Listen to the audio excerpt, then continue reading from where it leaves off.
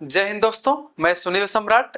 आज से हमें पढ़ना है भारत का संवैधानिक इतिहास। अपना प्रथम चैप्टर है भारत का संवैधानिक इतिहास। तो आइए पढ़ना स्टार्ट करते हैं भारत का संवैधानिक इतिहास।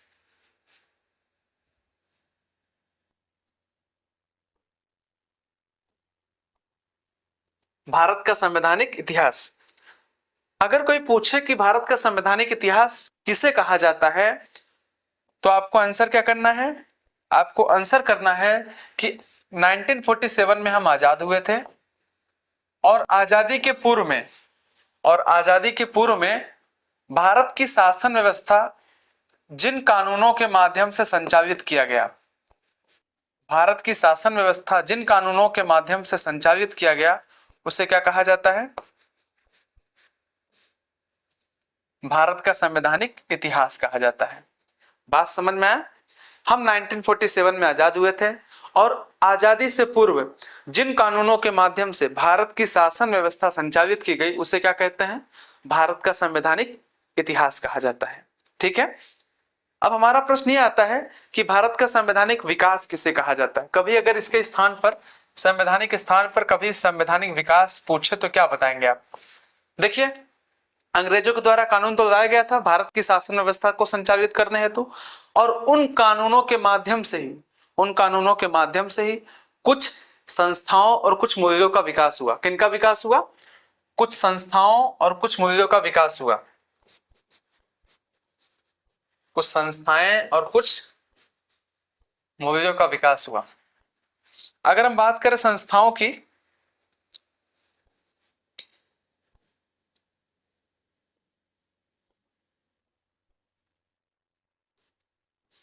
जैसे विधायिका,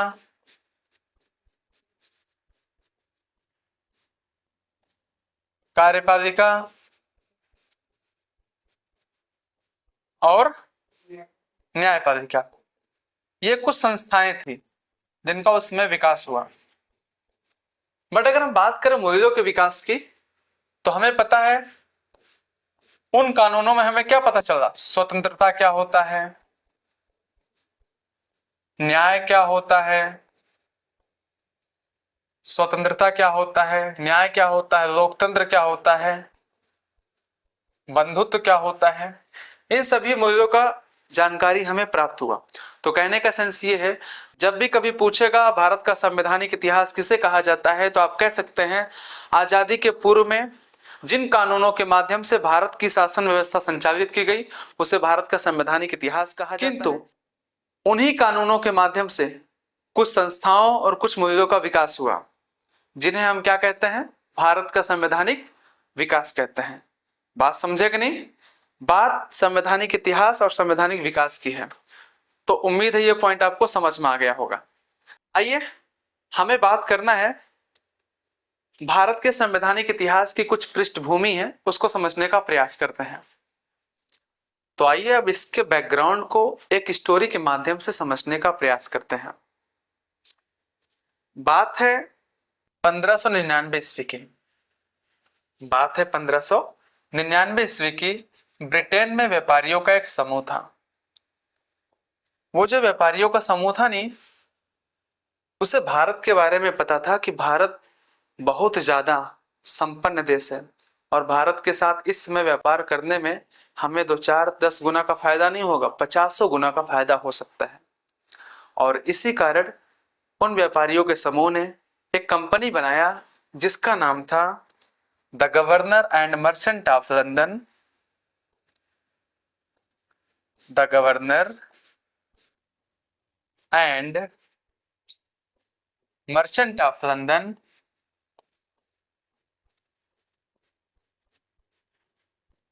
trading into the east Indies. The governor and merchant of London trading into the east Indies. इस कंपनी को बनाने के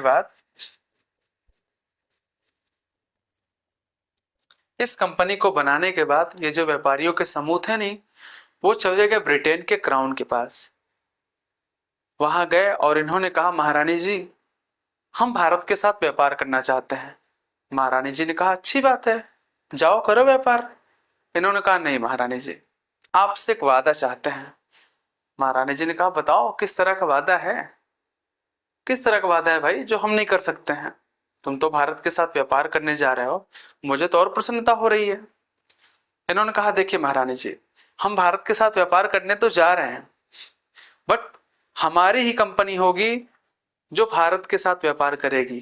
अर्थात कहने का सेंस ये, इन्होंने कहा ब्रिटेन की हमारी इकलौती कंपनी होनी चाहिए जो भारत के साथ व्यापार करेगी, और हमारी कंपनी के सिवाय कोई भी कंपनी ब्रिटेन की भारत के साथ व्यापार नहीं कर सकती है। तो महारानी जी ने कहा अच्छा बेटा, तुम एकाधिकार चाहते हो, मोनोपोली चाहते हो।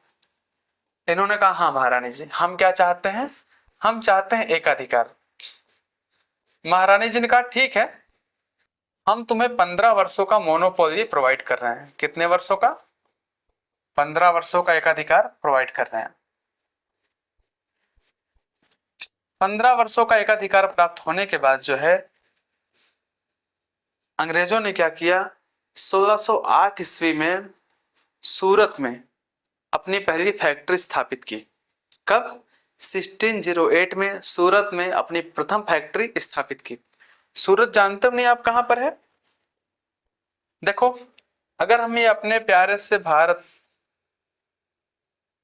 का मैप ड्रा करें तो आपको पता है ये बंबई वाला एरिया है, इसके जस्ट बगल ये जो है ये गुजरात का एरिया है, इधर आपका सूरत वाला क्षेत्र मिल जाएगा।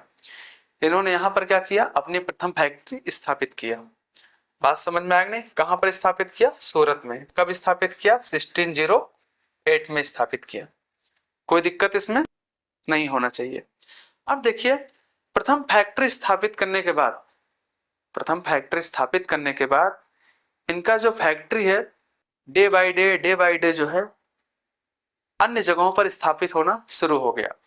जैसे हुआ क्या, कुछ समय बाद इनका फैक्ट्री बंबई, मद्रास और कलकत्ता, इन तीनों जगहों पर भी स्थापित हो गया। कहां कहां पर? बंबई, बंबई, कलकत्ता और मद्रास, इन तीनों जगहों पर भी स्थापित हो गया। देखिए, व्यापार में इनका वर्चस्व होना शुरू हो गया। जब इन्हें लगा व्यापार में हमारा वर्चस्व शुरू हो गया है, तो इन्होंने क्या किया, अब ये चाहते थे कि हम भारत की राजनीति में भी इंटरवेंशन करें, और इन्होंने भारत की राजनीति में इंटरफियर करना स्टार्ट कर दिया। भारत की राजनीति में भी इन्होंने इंटरफियर करना स्टार्ट कर दिया, और एक समय ऐसा आया जब ये भारत की राजनीति में हस्तक्षेप करने शुरू कर दिए। देखिए, अगर हम बात करें तो इन्होंने क्या किया, इन्होंने भारत की राजनीति में हस्तक्षेप करना शुरू कर दिया। उसके बाद ये जो है 2 युद्ध लड़े। कितने युद्ध? 2 युद्ध लड़े। एक युद्ध का नाम था प्लासी का युद्ध। क्या नाम था? प्लासी का युद्ध।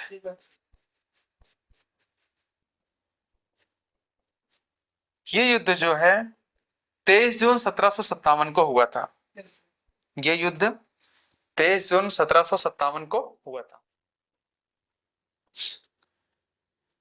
अच्छा, ये युद्ध जो है वो बंगाल के नवाब सिराजुद्दौला, बंगाल के नवाब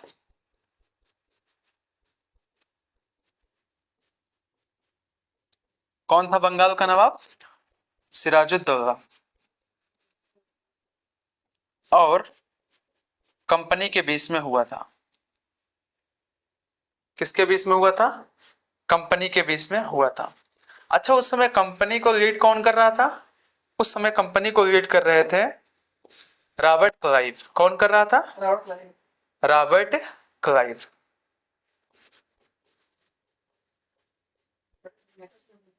देखिए, ये जो प्लासी का युद्ध था नहीं, ये जो प्लासी का युद्ध था, शांत रहिए, ठीक, शोर मत करिए।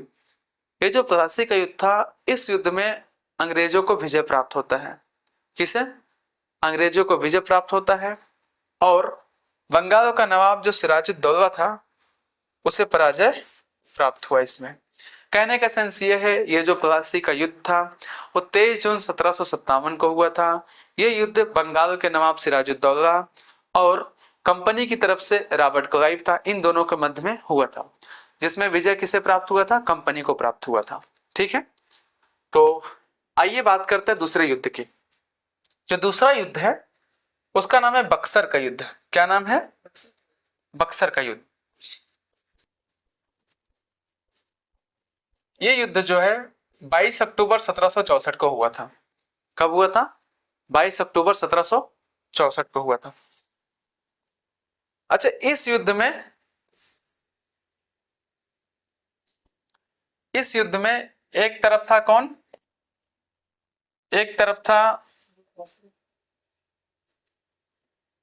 मीर कासिम जो कि बंगाल का नवाब था, सुजाउद्दौला जो कि अवध का नवाब था, और बहादुर शाह जो कि दिल्ली का बादशाह था। बहादुर शाह। और दूसरी तरफ कंपनी को लीड कर रहा था हेक्टर मुनरो। कौन? Hector Munro.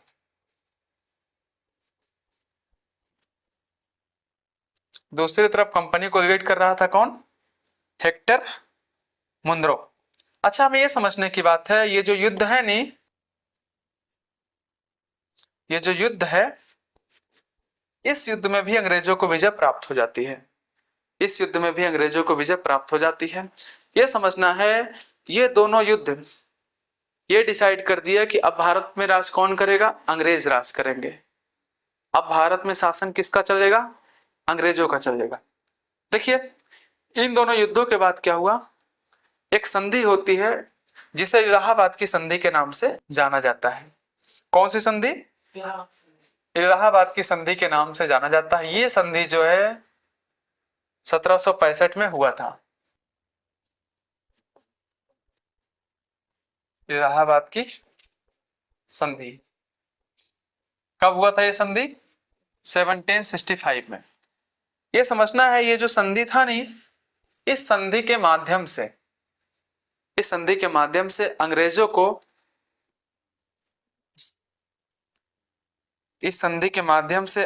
को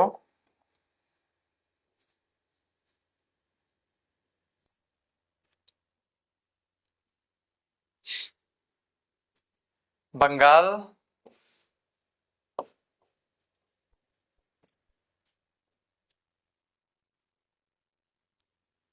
बिहार और उड़ीसा के क्षेत्र में दीवानी प्राप्त हो गई थी। बंगाल, बिहार और उड़ीसा के क्षेत्र में दीवानी प्राप्त हो गई थी। बात समझे कि नहीं? बात समझ में आया? इस संधि के माध्यम से अंग्रेजों को बंगाल, बिहार और उड़ीसा के क्षेत्र में दीवानी प्राप्त हो गई थी, अर्थात राजस्व इकट्ठा करने का काम इन्हें प्राप्त हो गया था। बात समझ में आया? 1765 से 1772 तक ईस्ट इंडिया कंपनी जो है व्यापार भी की और राजनीति भी की। राजनीति समझते हैं, या टैक्स भी वसूलने का अधिकार प्राप्त हो गया था, ऐसा कह सकते हैं। अब देखिए, यहां से कहानी में थोड़ा सा जो है इंटरेस्टिंग पॉइंट है, ये समझना होगा। क्या होता है कि ईस्ट इंडिया कंपनी के जो कर्मचारी नहीं थे, उनका जो वेतन था बहुत कम था। उनका वेतन जो है बहुत कम देते थे वो सब। अच्छा, अगर वो वेतन कम दे रहे हैं तो इसका मतलब क्या हुआ? अगर मैं आपको वेतन कम दे रहा हूं तो अगर आप मौका पाएंगे तो क्या करेंगे? आपके पास खर्चा ज्यादा है, ठीक? आपके पास खर्चा है 10,000 रुपए का महीना, और मैं आपको वेतन दे रहा हूँ 4,000 रुपये। आपके घर में कोई और इनकम नहीं है, तो आप क्या चाहेंगे कि अगर मौका मिले तो क्या करेंगे? हमको बर्बाद करने का प्रयास कर दोगे ना, यही काम करोगे। वही बात ऐसे हुआ। ईस्ट इंडिया कंपनी जो है वो अपने कर्मचारियों को वेतन बहुत कम देती थी, और वेतन कम तो देती थी और काम भी खूब देती थी। कंपनी के कर्मचारियों ने क्या किया, 1765 से 1772 तक इतना भ्रष्टाचार किया कि जो कंपनी भारत में व्यापार के साथ साथ टैक्स भी इकट्ठा करने का अधिकार पाई हुई थी, वो क्या हुई, एकदम कंगाल हो गई, एकदम बर्बाद हो गई, एकदम बर्बाद हो गई। उसके पास पैसे नहीं रहा। अब कंपनी को बचाना था अपना राज। कंपनी चली गई किसके पास? कंपनी चली गई ब्रिटिश सरकार के पास। किसके लिए? उधार लेने के लिए। कंपनी गई ब्रिटिश सरकार के पास, कही कि साहब हमें जो है कुछ लोन चाहिए, हमें उधार दे दीजिए। ब्रिटिश सरकार ने कहा भाई तुम भारत में इकलौती कंपनी हो जो भारत से व्यापार भी कर रहे हो, और व्यापार के साथ साथ तुम्हें तो बंगाल, बिहार और उड़ीसा में टैक्स वसूलने का अधिकार भी प्राप्त हो गया है, और तुम आए हो उधार लेने यहाँ पे, ये कौन सी बात है? कंपनी ने कहा साहब क्या बताएं, पता नहीं कैसे हुआ, हमको समझ नहीं आ रहा है कुछ। तो ब्रिटिश गवर्नमेंट ने कहा ठीक है, हम तुम्हें उधार देंगे, हम तुम्हें उधार देंगे, बट तुम्हें कुछ बातें हमारी माननी पड़ेगी। तो कंपनी ने कहा बताइए। तक गवर्नमेंट ने कहा देखिए आपको कुछ टाइम देना पड़ेगा और हम इसकी जांच करेंगे। तो ब्रिटिश गवर्नमेंट ने क्या किया, एक कमेटी का गठन किया जिसका नाम था सेक्रेट कमेटी। क्या नाम था? Secret committee. तो इस कमेटी ने जांच किया और ये पाया कि ये जो ईस्ट इंडिया कंपनी है नहीं, ये अपने कर्मचारियों को वेतन बहुत कम दे रही है। अच्छा, वेतन कम दे रही है और काम ज़्यादा दे रही है। ये जो कंपनी के कर्मचारी हैं इन्होंने क्या किया, बहुत ज़्यादा भ्रष्टाचार किया। इतना भ्रष्टाचार किया कि कंपनी की हालत जो है एकदम खराब हो गई, है ना। तो जब सरकार को ये पता चला तो सरकार ने कंपनी को बुलाया, कहा देखो भाई हम तुम्हें उधार तो देंगे, बट क्या गारंटी है तुम उधार मेरा वापस कर दोगे? क्या गारंटी है? तो कंपनी ने कहा हाँ ये बात तो है, कैसे करें साहब, दे दीजिए उधार, दे दीजिए। तो गवर्नमेंट ने कहा ठीक है हम तुम्हें उधार देंगे, हम तुम्हें उधार देंगे, बट एक शर्त है। तो कंपनी ने कहा बताइए शर्त क्या है आपका? तो गवर्नमेंट ने कहा देखो हम क्या करेंगे, नियम हम बनाएंगे, कुछ नियम बनाएंगे और वो नियम तुम्हें लागू करना पड़ेगा। अर्थात उन्होंने कहा हम कुछ एक्ट बनाएंगे, वो एक्ट तुम्हें क्या करना पड़ेगा, लागू करना पड़ेगा। अर्थात हम तुम्हारी कंपनी कैसे चलेगी, तुम्हारे कंपनी का नियम कानून क्या होगा, तुम भारत में किस तरह से शासन वगैरह चलाओगे, पूरा का पूरा नियम कौन बनाएगा? हम बनाएंगे। अच्छा, उससे जो है लागू कौन करेगा वहां पर? तुम करोगे। बात समझ में आएगा नहीं? तो कंपनी ने कहा ये तो अच्छी बात है, आप मेरे लिए नियम बनाएंगे, मुझे इससे ज्यादा कुछ क्या चाहिए। तो ब्रिटिश गवर्नमेंट ने क्या किया, उधार दे दिया, कहा ले जाओ भाई।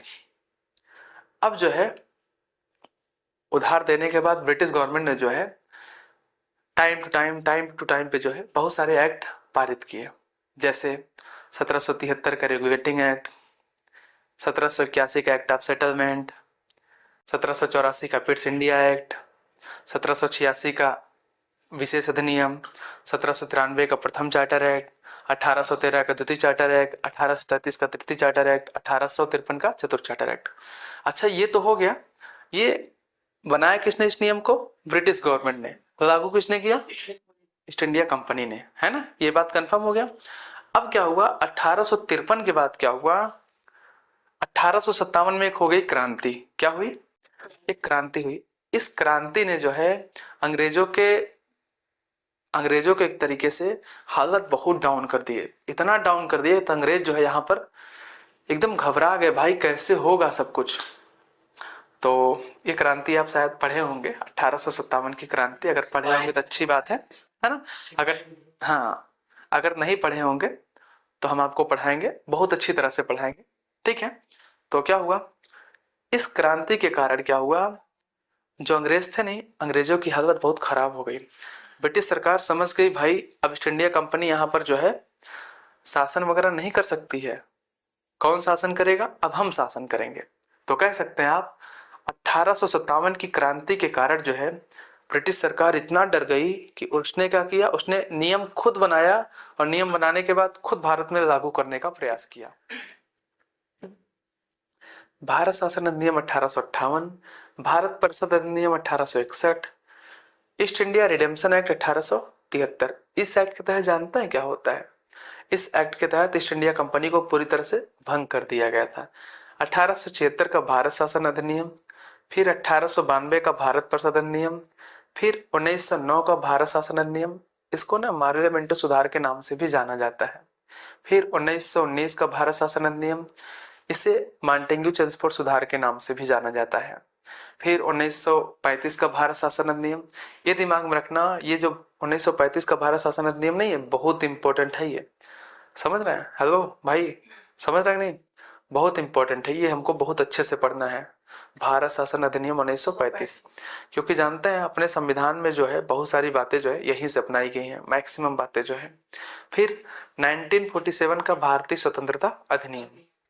तो आइए थोड़ा सा इसको एक साइनोप्सिस में बनाने का प्रयास करते हैं। देखिए भाई, हम क्या पढ़ रहे थे? हम पढ़ रहे थे भारत का संवैधानिक इतिहास। अपना टॉपिक क्या था? भारत का संवैधानिक इतिहास।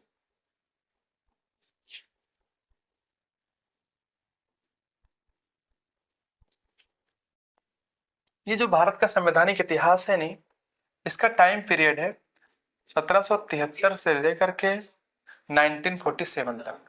कब से कब है? 1773 से 1947 तक है। ये चीज आपको दिमाग में रखना है। अभी जो कहानी बताएं वही कहानी पूरा हम इधर नोट करने का प्रयास करेंगे, ठीक है? आप अपना नोट्स वगैरह बना लीजिएगा। होता क्या है, आपने देखा अभी 1773 से 1853 वो समय था जब नियम बनाया किसने? कानून किसने बनाया? नियम किसने बनाया?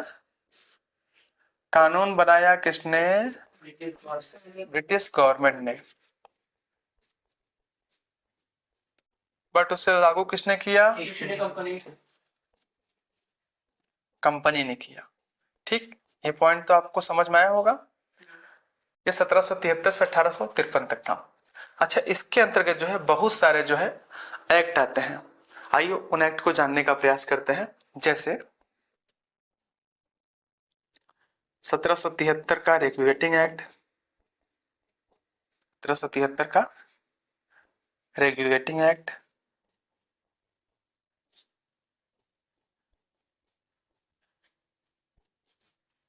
फिर 1781 का act of settlement, act of settlement, फिर 1784 का पिट्स इंडिया एक्ट, 1784 का पिट्स इंडिया एक्ट। अच्छा, इसका नाम पिट्स क्यों पड़ा पता है? क्योंकि इस समय जो है ब्रिटेन के पीएम कौन थे? पिट्स दी हंगर नाम था उनका। फिर नेक्स्ट आपका है 1786 का विशेष अधिनियम, 1786 का विशेष अधिनियम। फिर क्या पढ़ेंगे?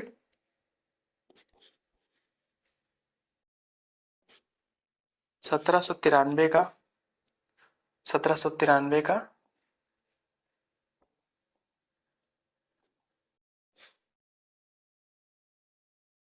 प्रथम चार्टर एक्ट, 1793 का प्रथम चार्टर एक्ट। फिर क्या पढ़ेंगे? फिर हम पढ़ेंगे 1813 का द्वितीय चार्टर एक्ट। फिर हम क्या पढ़ेंगे?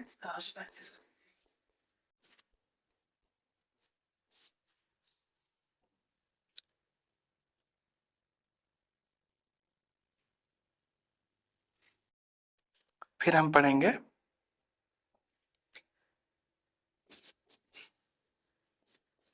1833 का द्वितीय चार्टर एक्ट। फिर हम पढ़ेंगे 1853 का चतुर्थ चार्टर एक्ट, 1853 का चतुर्थ चार्टर एक्ट। ये बातें तो आपको पता है ना? इसमें क्या हुआ था? कानून किसने बनाया था? कानून किसने बनाया था? British government. लागू किसने किया था? ईस्ट इंडिया कंपनी ने। ये बातें समझ में आ रहा है? कोई दिक्कत इसमें?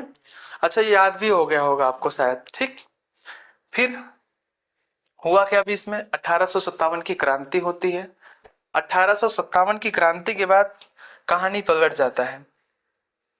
1857 की क्रांति होती है और उसके बाद जो है अब शासन व्यवस्था कौन करना शुरू कर देगा?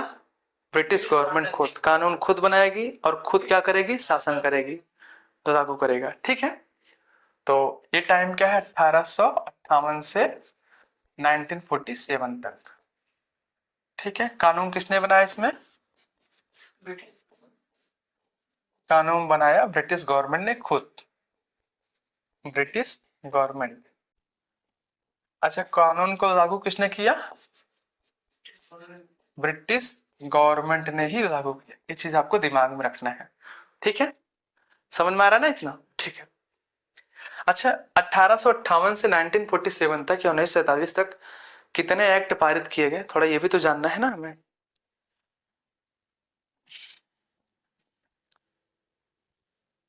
देखिए, 1858 का भारत शासन अधिनियम, या कह सकते हैं भारत शासन अधिनियम 1858, भारत शासन अधिनियम।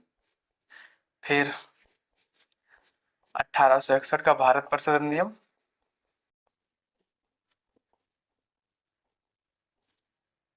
अधिनियम। फिर 1873 का east India redemption act, redemption redemption act. फिर 1876 का भारत शासन अधिनियम,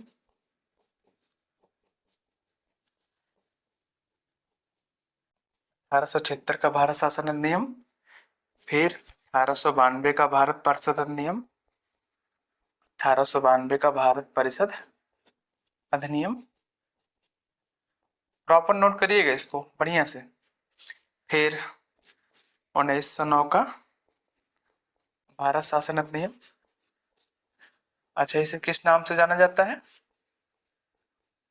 अभी तुरंत बताया हूं। 1909 का जो भारत शासन अधिनियम है, किस नाम से? हाँ, सही बता रहे हो, मार्ले मिंटो सुधार। ठीक है, इसे और किस नाम से जानते हैं? इसे जानते हैं मार्ले मिंटो सुधार के नाम से भी इसको जानते हैं।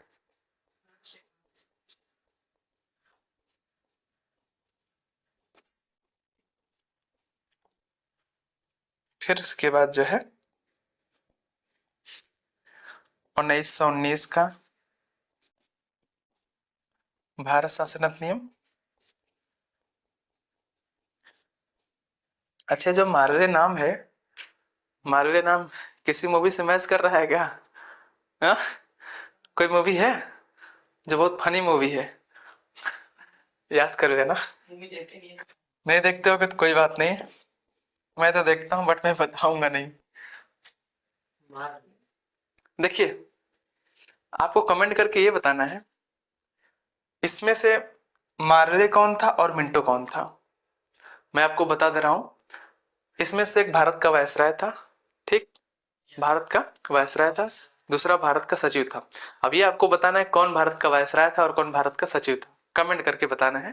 ठीक है, आप लोग कभी काम यही है, कमेंट करके बताना, यहाँ पे नहीं। ठीक, 1919 का भारत शासन अधिनियम, ये जो है 1919 का भारत शासन अधिनियम है, इसे और किस नाम से जानते हैं? बताओ। कौन सा? मॉन्टेस्क्यू, मॉन्टेग्यू चेम्सफोर्ड सुधार।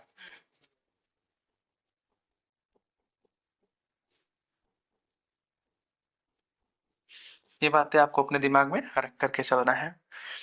अच्छा, फिर उसके बाद जो है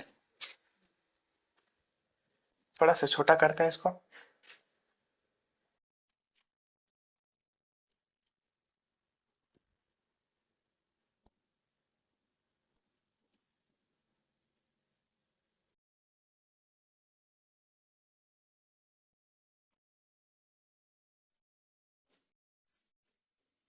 भारत शासन अधिनियम 1935 का हो या 1935 का भारत शासन अधिनियम, भारत शासन अधिनियम। फिर उसके बाद बहुत इंपॉर्टेंट है, ये चीज दिमाग में रखना है आपको, ये जो है बहुत ज्यादा इंपॉर्टेंट है, इतना समझ के चलना। फिर उसके बाद हमें क्या पढ़ना है, भारतीय स्वतंत्रता अधिनियम 1947। 1947 का भारतीय स्वतंत्रता अधिनियम।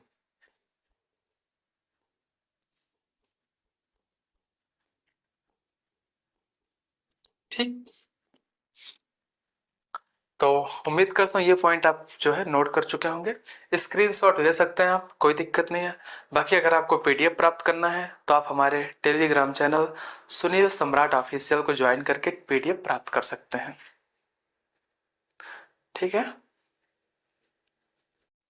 कोई दिक्कत इसमें नहीं होगा। आप लोग नोट कर पाए हैं ना, इसको नोट कर चुके हैं।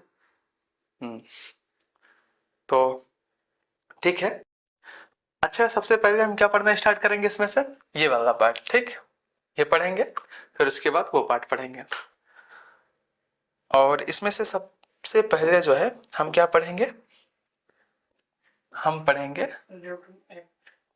1773 का रेगुलेटिंग एक्ट। फर्स्ट पॉइंट पढ़ेंगे, ये जानने का प्रयास करेंगे। और आप लोग भी जो है प्रॉपर नोट्स बनाइए बढ़िया से, और कमेंट करके बताइए समझ में आया है कि नहीं समझ में आया है। ठीक।